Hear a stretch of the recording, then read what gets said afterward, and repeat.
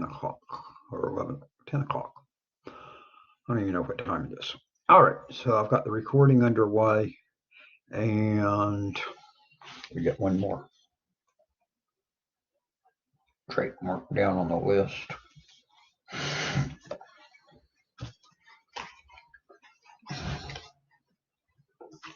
And then we'll start. Let me see if anything else popped up on chat. Nope. Just, yes, you can hear me. Okay. So, Thursday morning, just before lunch, I found out the state wanted me to come to this AWS meeting / training. Not exactly what all it is. I know I'm chair of a committee in the state for developing new standards for a cloud curriculum. I got appointed to that last fall. And so I've been working on that, and to do as a specialization in the networking curriculum is our intentions at this point. Although I may find out something different today that may have changed plans some. So that starts, I'm supposed to be over there for registration, and it's just a mile down the road, a couple of miles down the road. It's at the next exit. I'm in Alpharetta right now. And so I'm doing the sessions this morning, like normal, except I'm doing from motel. The college told me I could go ahead and come down and stay in the motel last night so that I could do these this morning, because if I'd done them this morning and then that there, and that's what I was thinking first, then I went, wait a minute, I'd have to be up really gross early to get down here. And so they put me up here in the motel. So we're coming from a motel room is where I'm coming from right now. So I'll be in that this afternoon. I got one more session this morning at 11 o'clock, and then I've got one tonight at 8 o'clock, and one of the afternoon ones I did at 8 o'clock this morning, and the other one I'm doing on Wednesday night at 8 o'clock. And the one I'm doing tonight is a class I just took over, and I haven't figured out time to do them yet, so I stuck them in for just tonight. Because their stuff, actually, I'm having to work with what their instructor was already doing. Their stuff works on a Friday to Friday basis, so I didn't want to put them off till Wednesday because that's getting close to the due time. And so then I'm doing this first part today. So I'm doing their first one then. So I don't know what my evening may be like, because there may be some here at the meeting that want to go out to eat somewhere or whatever tonight too. So it may be a busy evening for me. I'm going to try to work on some more stuff. I have been working on y'all's stuff some. So I'm starting to make a little progress, but I know I am greatly behind, but I've had all of the stuff keep coming at me. So today and tomorrow, that's what I'll be doing. Tomorrow is all day on the session with it over there at Gwinnett Tech. And then I teach in Tennessee on Tuesday night, so I'll leave in the afternoon, which they told me I could. Then head for there, teach tomorrow night, get home. But then Wednesday morning at 6 o'clock, I gotta be in Ringgold at the Colonnade, because the leadership class I'm in is going to the legislature, i.e. Atlanta, to the Capitol that day on Wednesday. And that's an all-day trip, and we leave at 6 o'clock in the morning. So I'm not going to get much sleep tomorrow night. So tonight, maybe I can get a little bit. And get back about 5 o'clock. I got church, and then right after that, I've got that other collaborate session. So 3 full days for me here. I'm taking a Palo Alto networking and security exam on Thursday morning at 8:30. I'm really not going to study for it. I've looked at it when I got the voucher last year and was told a little bit about it. It's basically networking and security, apparently like what's on Network Plus and Security Plus. I've got both of those that I've gotten in the last year, so I'm going to see how it goes and exactly what it is. Hopefully I'll pass it, but we'll find out. It's a little bit shorter exam. They only give me 70 minutes on it, so that being the case, it's not even going to have as much stuff to it. And then I've got my class to teach that morning, and then I'll be taking a class and taking on some annual leave for a few hours. I need to get trained in WordPress that Aquinas is now using and their approach on it and what they want clubs told to train people in doing websites for their clubs. And I've got that at lunchtime Thursday, and then I'll be working later that day. And then Friday, I'm not sure what I'm doing yet on that one. I may be out of town, but I'll be online, whether I'm in town or out of town during Friday. Exactly what times, who knows? But like this weekend, I was online a good bit of the weekend, answered all of the emails as they came in during the weekend, and got some grading and stuff done on Saturday. Not too much really for y'all's class, but we've got that first assignment that I've had given back to some people and everything. So there's some of that, and I'm behind on discussions, and I've been working on that some. So we are making progress. Now for the good news for y'all. The chapter you're now coming into, which is chapter 6, you got 2 weeks to work on it. Probably not the chapter I should have given you 2 weeks on. I probably should have given it to you a different chapter. But that's okay. Give you a little bit of a break on it. This chapter is looking at, it says principles of network security. Basically, they're giving you an overview of stuff you learned in 1601. They talk about the different type of viruses and such. They talk about threat actors, and I'm going to throw that one you particularly today, because that's a new term that they sort of threw in this course and that Cisco started using. Instead of, and that CompTIA uses it too. Instead of trying to figure out, are they hackers? Are they black hat hackers, white hat hackers? Exactly what you want to call them, and there's all kinds of terms for different things people can do out there as far as security, both pro and con, of either tearing stuff up or being the good guys, which is what you all are training to be, is to be the good guys. They've come up with what they call a threat actor. And threat actor is anyone that can do something that would be a threat to your network or computer. That includes people doing white hat work, which is some stuff y'all may be doing. Pen testing would come under threat actor. So it's somebody that does something that could be perceived as a threat to your network or computer. Doesn't necessarily mean they are doing threatening or bad things to it. They could be doing good things, that they're doing stuff that's being used for good reasons. But as we all know in the real world on other stuff, good guys can turn into bad guys at points. Good guys can be doing good stuff and then slip and do something that messes things up. And so they look like a bad guy for there. So they, instead of trying to decide what title everybody should have that does anything around that threatens a network in any way, that could be perceived or seen as a threat in any way. And pen testing, even though you're doing it to find the weaknesses to make it better, you're still threatening that network and that you're actually breaking into it. So they've come up with a generic term of threat actor. So that's what the threat actors are. And if you use that term, then you don't have to sit there and worry about trying to figure out, all right, are they a black hat hacker? Are they a white hat hacker? Or are they a gray hat hacker, which is one that sort of does good, sort of does bad some. And all kinds of others. And so they go through a number of those. Script Kiddies gets into that, vulnerability, brokers, all kinds of things. And so trying to figure out exactly who's what on it, that they've come up with this generic term.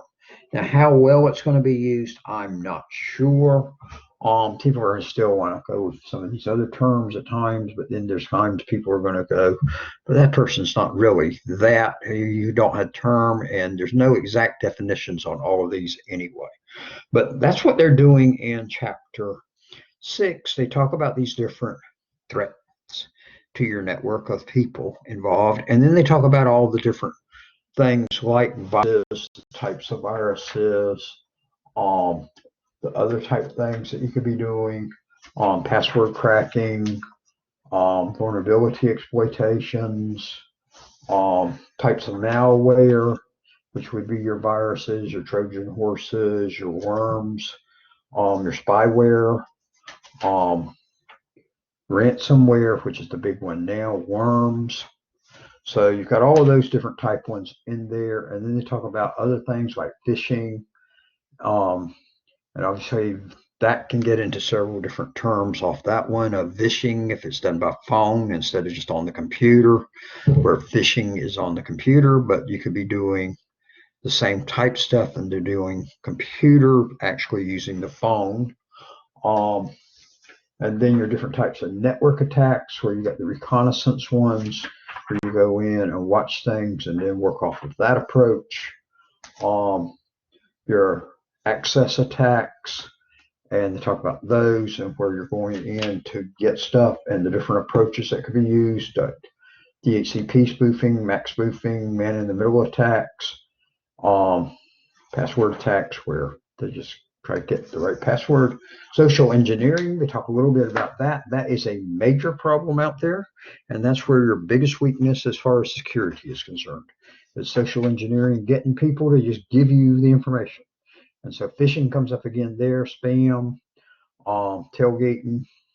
So that's like when I'm going to go through a secure door that one of you just follows closely behind with me without having to have the secure badge or whatever to get through it. So there's a number of those to talk about denial of service attacks. And give you examples on those. Distributed denial of service attacks. Denial of service attacks is where you're sending lots of messages at the network that locks it down. Typically being that pings was what it was typically done. Sometimes it's done some other stuff now because a lot of times that's been secured on it. But something that's going to make the network or the server have to respond to that higher than anything else, and also to just drown the network. Well, one of the easy ways around that one is when you see stuff coming at you, you just block that address. Well, a distributed denial of service attack comes from a number of different machines. And so then you can't just block a machine that doesn't block it out. You're getting hit from all kinds of directions. So it's sort of like if one person attacks you, it's easy for you to just attack back, block out them. But if you've got a dozen people coming at you at different directions attacking you, it's a little harder to try to protect yourself on. So they give you examples on that one. And the buffer overflow attack, which you'll see that in terms of SQL injections and stuff, and that you're trying to force the memory to overflow and give out some information to other areas of the memory. That there, I just flipped through the whole chapter. So now, questions for me.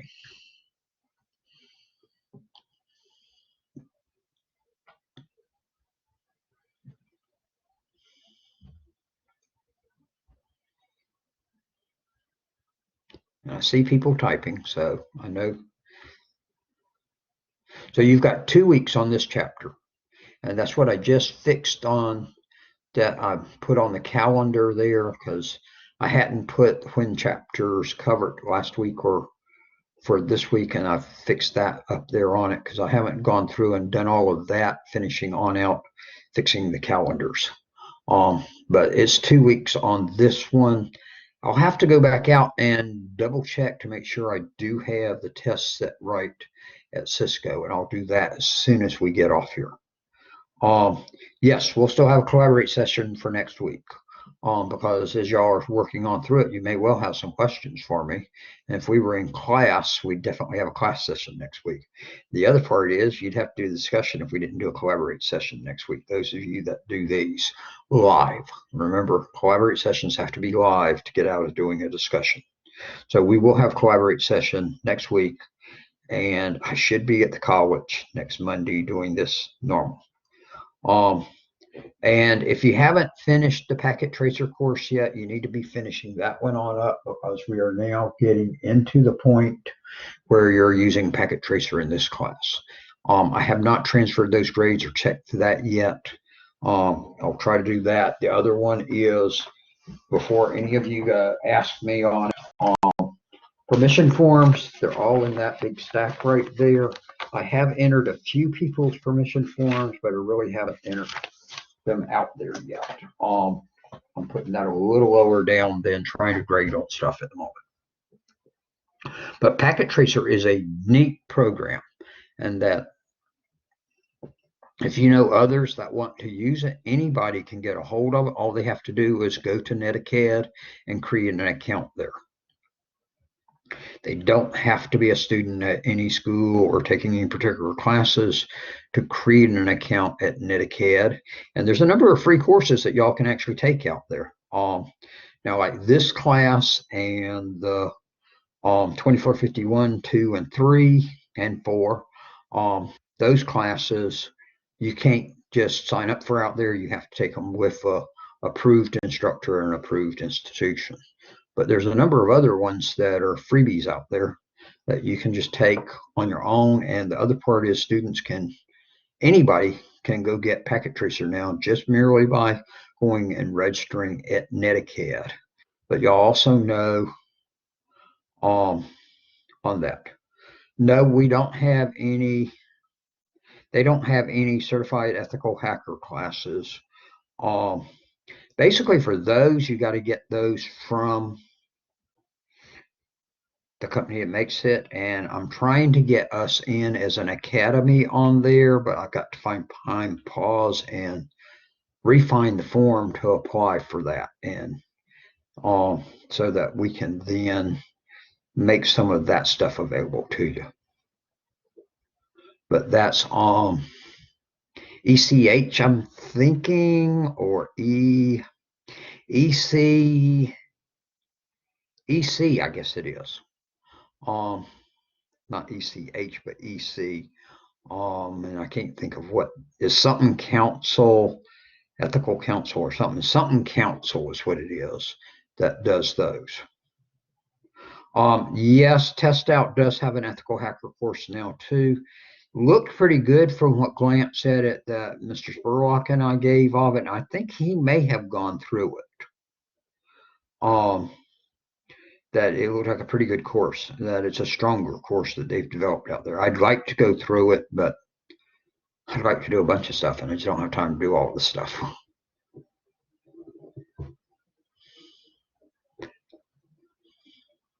But I don't think any of our security courses exactly hit to that level. Now, I could be wrong on that one because I haven't been thinking in terms of security for this part of the semester. Yes, that course from Test Out was just released the end of November or something like that. It's just been a couple of months old. It may have even been December. It was somewhere right back there at the end of last semester, and that they've given me where I can go in and go through and learn about it. But not a chance yet. Also want to take several of their certifications at Test Out. I want to do their security one, which is Security Pro. Also want to do their PC Pro one. And those two y'all have had available when you took either 1601, and also the PC Pro one's the one that is their A plus one, which I know is different. Just like the Security Pro is different than Security Plus, but that's the one that they have in there for with the that we use the materials for 1135 and 1122. I just got to be able to pause one day and take those and just tell myself to do it. But I need to be working on y'all's classes. I've got some other stuff I need to be working on too. The company has me doing a project, supposed to be doing a project for them, but I just haven't had a real chance to do on that. And I haven't even billed people for websites that I bill them every few months for, every quarter. All right, any other questions for me? I hope this is helpful to y'all, and that it's worth y'all's time that you're taking to listen to these each week, because I think it is, and that it's helpful to me too to convey some information to y'all. I'll try to get your grades for today put out there. I may do them in just a few minutes. I've actually done the 2 earlier classes already today. Um, and I'll try to get this one put in. And it looks like we've got 7. I think I've only got 4, 6, 7. Okay, I got 7 people on the list. Let me flip over there. But like this chapter, I say it's all basic stuff. Angela, Drake, Timothy, Scott, Jane, Simon. All right, so I've got all of you marked down on my list to give you credit for it. All right, now let me get back to here.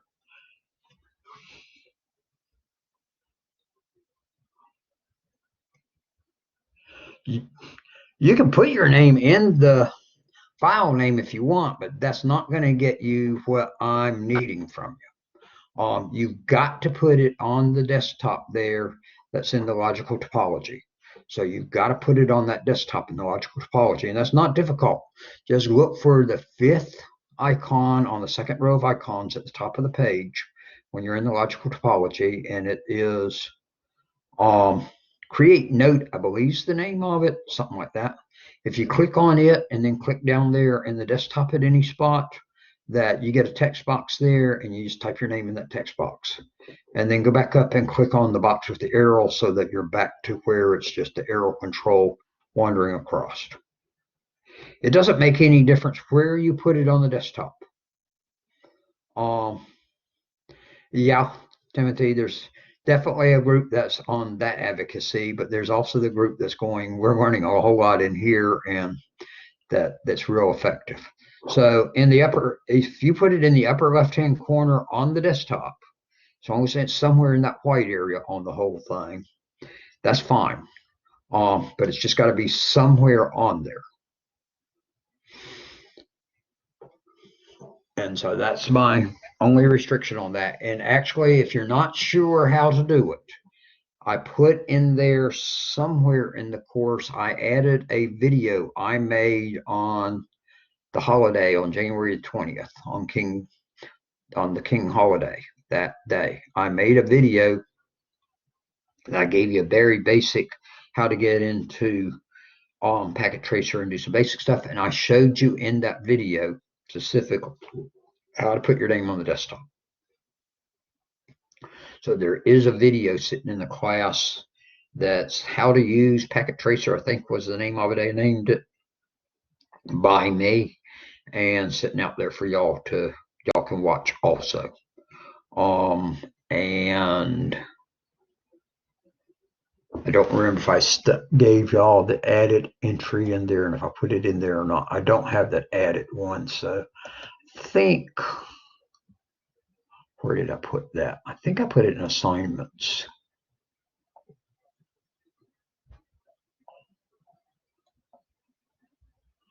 Should be maybe in chapter 5. No, it's not there. Where did I put that thing?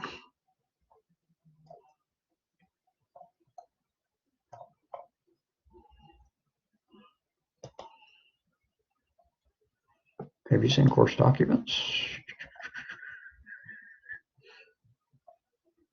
Yeah, it's in course documents. How to use Packet Tracer 7.3 video by Dr. Watt.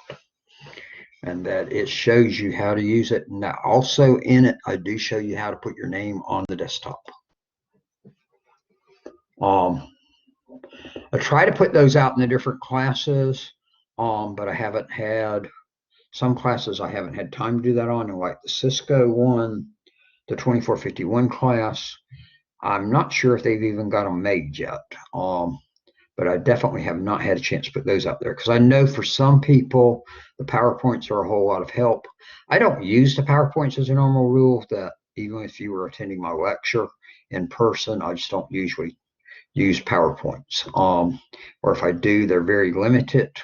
Now when I teach this national class, I'm going to be teaching for a few weeks starting at the end of March. I do have to come up with some PowerPoints for them, but they're not going to be as detailed PowerPoints as they've gotten from other instructors, because I tend to do a lot off the top of my head more talking on stuff that I just need a few little brief reminders. And I despise taking a class and listening to an instructor just read the PowerPoints to me and tell me nothing else, or going to other stuff and that it's just everything's sitting there on the PowerPoint and they're read to me. And I'm going, you should be telling me more stuff than what the PowerPoint tells me. That should be just a stepping off point. So, but I do try to put them out there in all of my classes because students, a number of students are like up there, like sounds like on Ricardo, that the PowerPoints are real helpful to them. And it does show you, get you on target because it's the authors, then they've summarized and they've really intended it to be used the way I'm intending it to be used. All right, any other questions? But why put a PowerPoint up on the screen if you're going to read it to people? You're then insulting their intelligence to me of that I can't read. All right, then if there's no other questions, I'm going to let y'all go, and we ran close to 30 minutes. So anybody got anything else for me? If not, and also if you're in 2451, if you did happen to be in my on-campus class, that I've got it downloaded at this point, the file from this morning's Collaborate session, and hopefully I might be able to upload it before I leave, because when this next session ends, I'm headed over there to Gwinnett Tech. And maybe I can get it uploaded and put in those two classes, because those students don't get to hear me this week, or definitely not tomorrow, and one of the classes doesn't even get to hear me on Thursday, but I'm going to get them the other recording. All right, I'm going to stop.